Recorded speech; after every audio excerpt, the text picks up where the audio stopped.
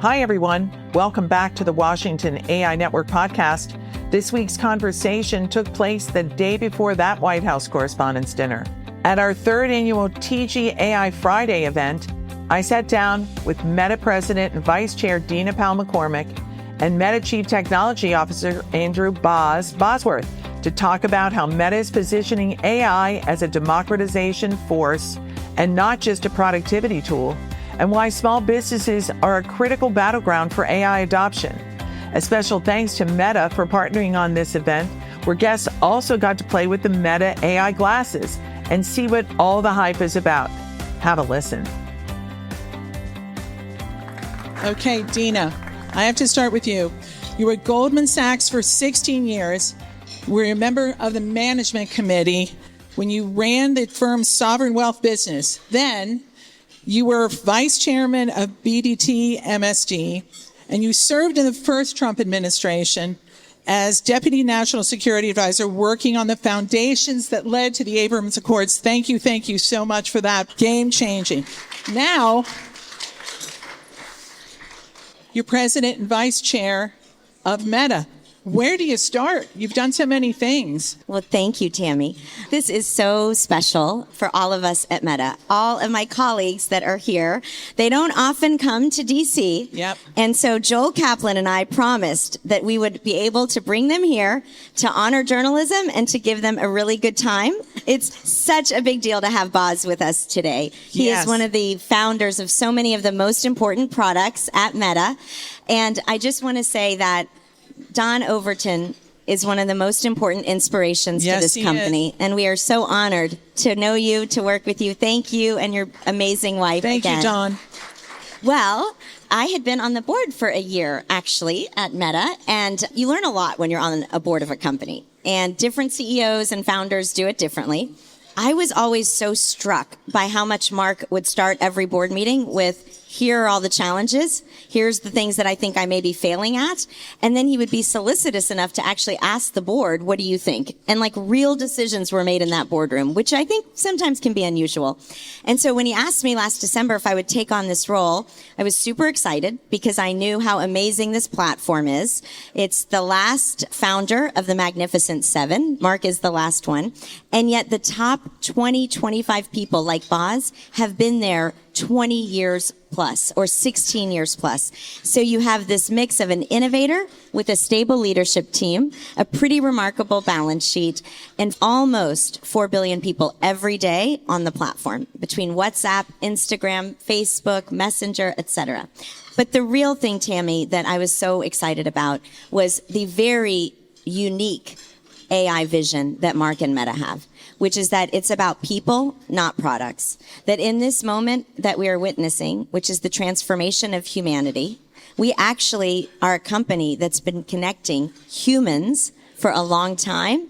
And we believe that superintelligence will only make people better, will help them reach their potential, whether it's Don or creators or musicians or small business owners. And so I'm so excited that this is a very unique mission in today's world. There's a lot of talk about what's happening with AI, and our belief is that it will empower human beings. Well, I'm going to come back to you on small business, but Boz, you're running one of the biggest R&D operations on the planet.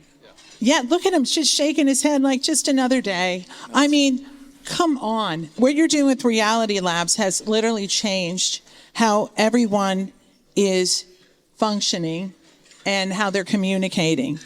But with AI now, if I may, can you tell us how is this changing things and why should Washington care? I think before this year, we're still on a very kind of a progressive path, technology getting better over time, but kind of at the rate that we had become used to technology getting better, which is pretty rapidly by like historic human standards, but still like, okay, this thing's a little better, this thing's a little faster, this is a slightly new interface to the same app that I was already using. We've always thought in Reality Labs that there was this platform shift that had to happen. The phones are unbelievable. They're the greatest device we've ever invented as a species. They also do have limitations, and they haven't materially changed in 6 or 8 years. The phone you have in your pocket now is the same one you had in your pocket 6 years ago, more or less. And when you start to run into the limitations as a creative technologist, you start to run into the limitations of those platforms, what it can't do. We thought that the sequence of events would happen: virtual reality, augmented reality, and AI, kind of in that order. And to some degree, that's because virtual reality and augmented reality are physics problems. They're hard problems, legitimately challenging problems, but you can kind of attack them. Artificial intelligence was this very nonlinear problem. Nobody had a construct of how it was going to break out into a level of intelligence that was really groundbreaking for people. Yeah, we've been using autocorrect, but it's a pretty big jump from autocorrect to what we're using today. Yeah. And I would say even the models that we were here, our own Silicon Valley types, talking to you about a year ago or 2 years ago, were still like really impressive. They did a lot of cool stuff. They deserved your attention, but it didn't yet feel like we'd crossed a major threshold. What I will say is now, today, in my career, and I've always tried to be a student of history, especially the research labs that came before us, Xerox PARC and Bell Labs, I've never seen a discontinuous change in technology the way that I've seen in the last year. January 1st of this year, the overwhelming majority, 99% of code at Meta, written by tens of thousands of engineers, was written the old-fashioned way, we would call it, by hand. Today, I doubt 1% of code at Meta is written by humans the old-fashioned way. So 1%. I'm referring to be clear here, I'm referring to January 1st as the old times in this analogy. It's a discontinuous change. It's tremendously empowering to individuals. People who don't have computer science degrees can now execute software that was previously impossible for them to execute without going and hiring a very expensive person with such a degree. So it's very disruptive to my own industry. It's very disruptive to my own tribe, so to speak. But the empowerment that it offers to every individual, we've never seen anything like it. And so if you go back to Facebook's initial mission, which is to give people the power to make the world more open and connected, most of our history has been known for that last word, the connectedness word. I think the giving people the power part is the part that we are kind of tapping into now. Amazing.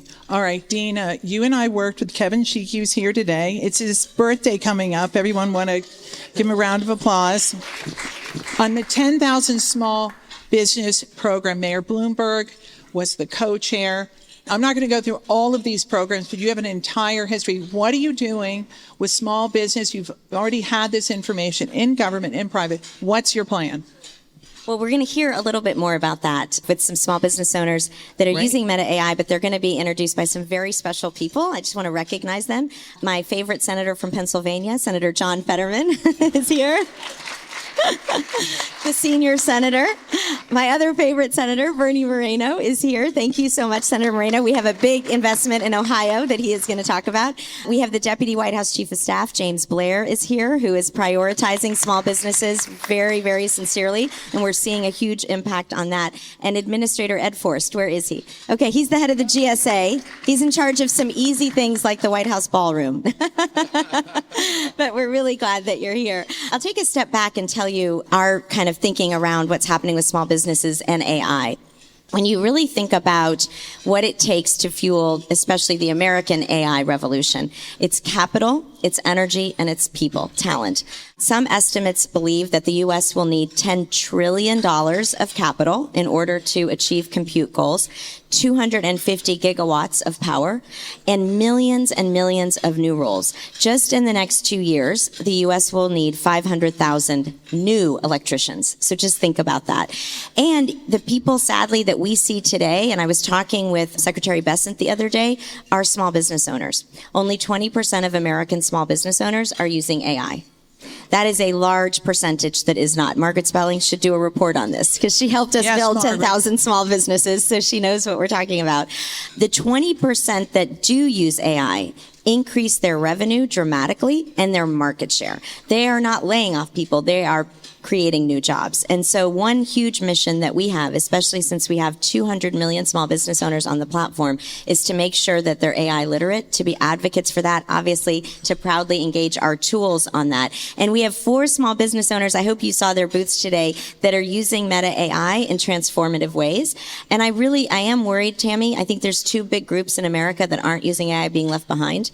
Women, broadly, shockingly low numbers of using AI, and small business owners. So we're really hoping to change that.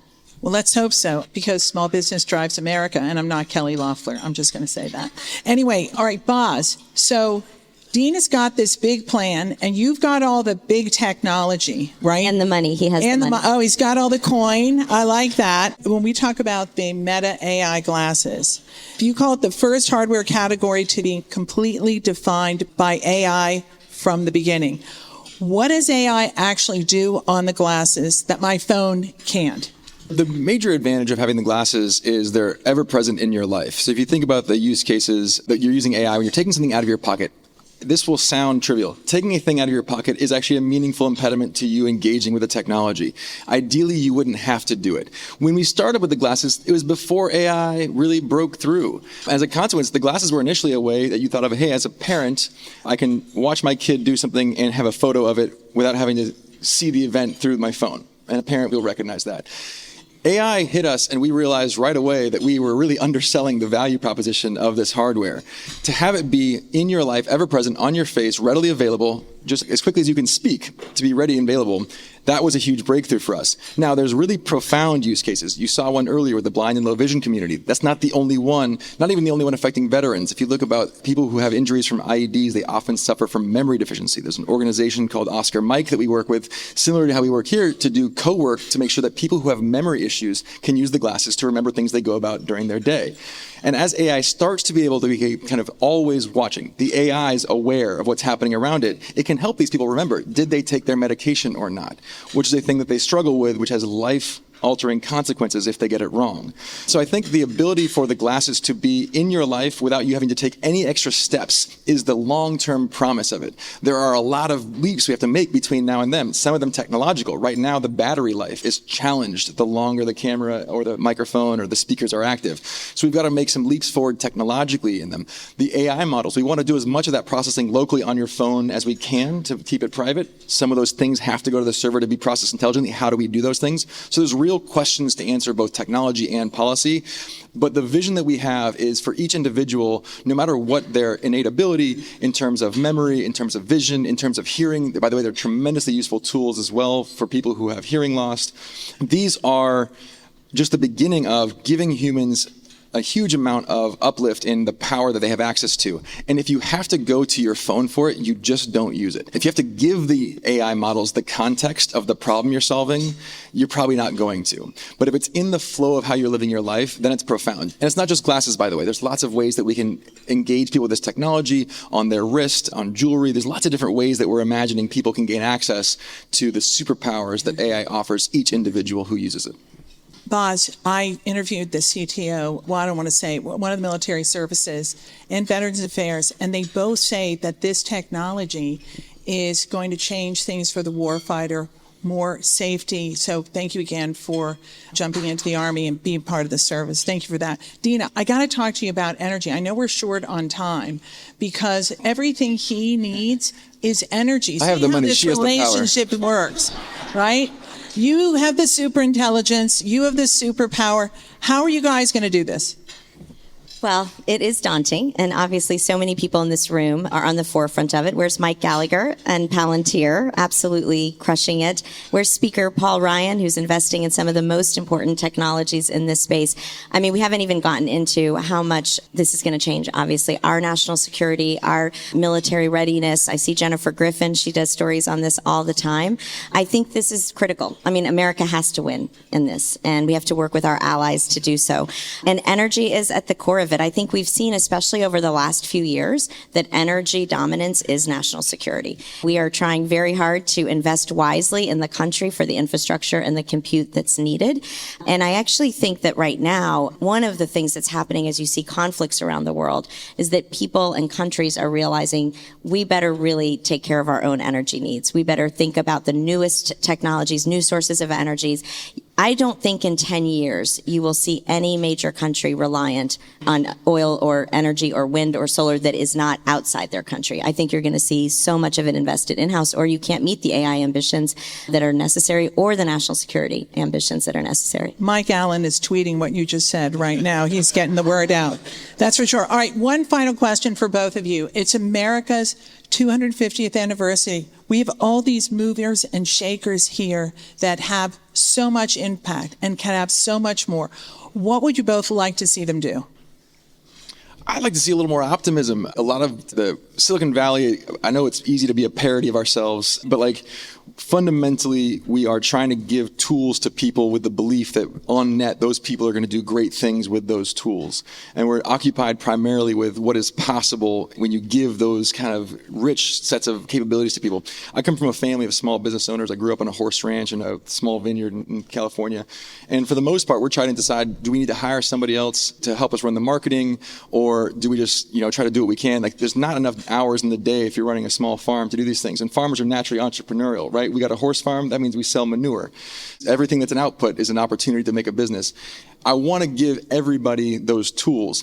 We got to make it safe. We got to do the work to protect people from the downsides, from the risks.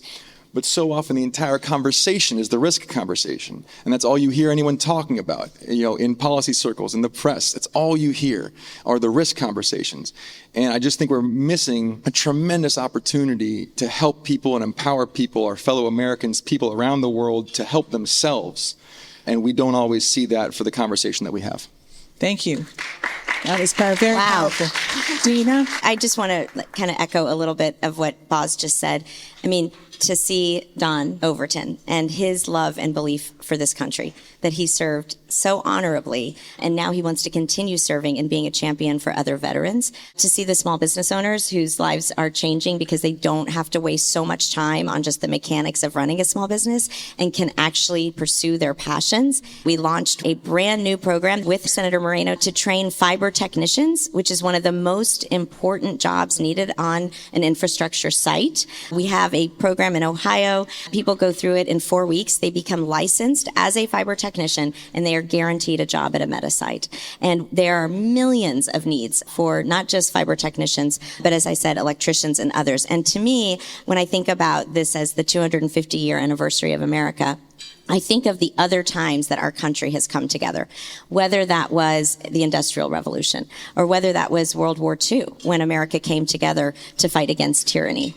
And I actually think it's one of those moments. And you can only be hopeful because we live in America, and we can only be optimistic about what it means to build America's workforce, which is what we are really doing and so proud to do.